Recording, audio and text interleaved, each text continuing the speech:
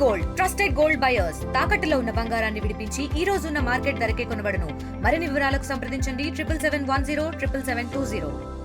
మనతో పాటు బీజేపీ రాష్ట్ర అధ్యక్షులు ఎన్ రామచంద్రరావు గారు ఉన్నారు. ఒక్కసారి ఆ జూబ్లీహిల్స్ ఎన్నికకు సంబంధించి కానివ్వండి, ముఖ్యమంత్రి వ్యాఖ్యల మీద మాట్లాడించేటువంటి ప్రయత్నం చేద్దాం.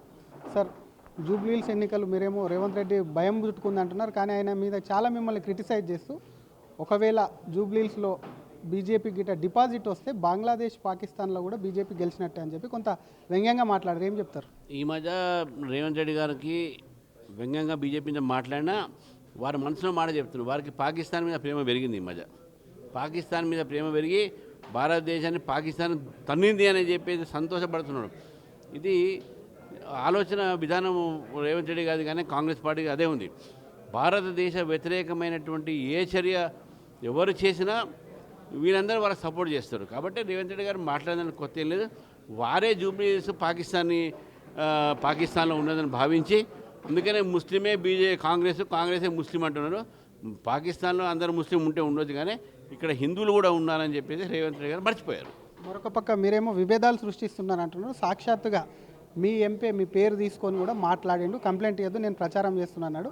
ఆ విషయాన్ని కూడా ఈరోజు సీఎం నేరే కూడా ప్రశ్నించారు. ఎందుకు అరవింద్ ప్రచారానికి రాలేదు, బండి సంజయ్ 3 రోజుల ముందు ఎందుకు వచ్చారని మీ పార్టీ మీద ఇంకో వ్యాఖ్యలు కూడా.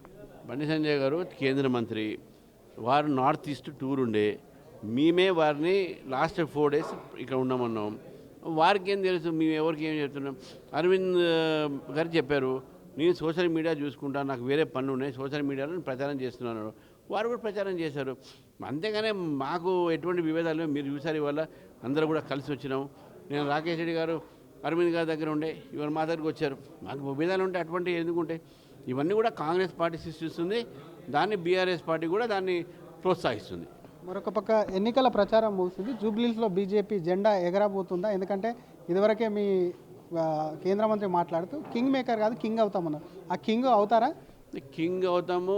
ఒక జెండా మాదే రెపరెపలాడుతుంది. మీరు చూడండి, భారతీయ జనతా పార్టీ జెండా రెపరెపలాడి తెలంగాణలో కూడా బీజేపీ ప్రభుత్వం వస్తుంది. ఏం చేస్తారు సార్? ఓటర్లకు ఏం కోరుతారు? ఎందుకంటే పోలింగ్ ముగిసింది కదా, ఏం కోరుతారు? మీ అందరూ బయటికి రండి, ఓట్ వేయండి, అభివృద్ధి కోసం ఓట్ వేయండి. నరేంద్ర మోదీ గారిని చూసి వారి యొక్క అభివృద్ధి కార్యక్రమాలు చేసినటువంటి ఒక సంగతి. కాబట్టి అందరూ కూడా బీజేపీకి ఓట్ వేయాలని మేము కోరుతున్నాం. ఎందుకనంటే బీజేపీతోనే అభివృద్ధి సాధ్యం.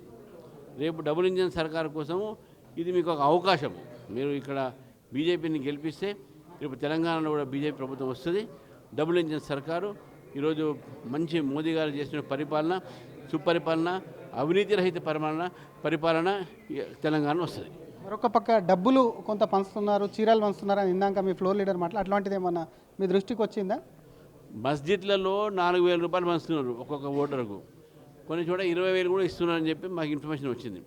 ఓటరుకు 20,000 ఏంటంటే నాకు అర్థం కాదు. ఏదైనా ఓడితే ప్రజాస్వామ్యంలో ఓడడం ఒప్పుకోవాలి, కానీ 20,000 ఇచ్చి 15,000 ఇచ్చి ఓట్లు కొనుక్కొని ఈ గెలుపు వాళ్ళు అనుకుంటున్నారు, కానీ గెలవరు. జూబ్లీహిల్స్ ప్రజలు తప్పకుండా బీజేపీకి ఓటేస్తారు. ఎంత మెజార్టీతో గెలుస్తారు సార్? చివరికి మెజార్టీ మనం ఎట్లా ఎంత పోలింగ్ అవుతుందో మనకు తెలియదు కదా. పోలింగ్ పర్సెంటేజ్ పెట్టి మెజార్టీ చెప్పగలుగుతాం. Thank you sir. ఇది తప్పకుండా బీజేపీ కూడా అక్కడ జూబ్లీహిల్స్లో కూడా గెలుస్తుంది, కాషాయ జెండా ఎగరేస్తుంది. డబ్బులు పంచుతున్నారు కాబట్టి అటువంటి కంప్లైంట్ వచ్చాయి. పార్టీలో ఎలాంటి విభేదాలు లేవు. అరవింద్ కూడా అక్కడ ప్రచారం చేస్తున్నారని చెప్తున్నాయి. మరొక పక్క జూబ్లీహిల్స్కి సంబంధించి కాదు, మొత్తం సమస్యల నుంచే కూడా ఒకవైపు కూడా దారి మళ్లిస్తున్నారంటూ కూడా బీజేపీ రాష్ట్ర అధ్యక్షులు ధ్వజమెత్తుతున్నారు. కెమెరామ్యాన్ గజబ్తో శ్రీధర్, RTV హైదరాబాద్. చరిత్ర సృష్టించినోడు ఇప్పుడు ఆ చరిత్రని తిరగరాయబోతున్నాడు. అబద్ధాల గోడల్ని బద్దలు కొట్టి నిజాలను రాగా మీ ముందుంచబోతున్నాడు. నిజమైన వార్తల కోసం వెంటనే డౌన్లోడ్ చేసుకోండి రా యాప్ని.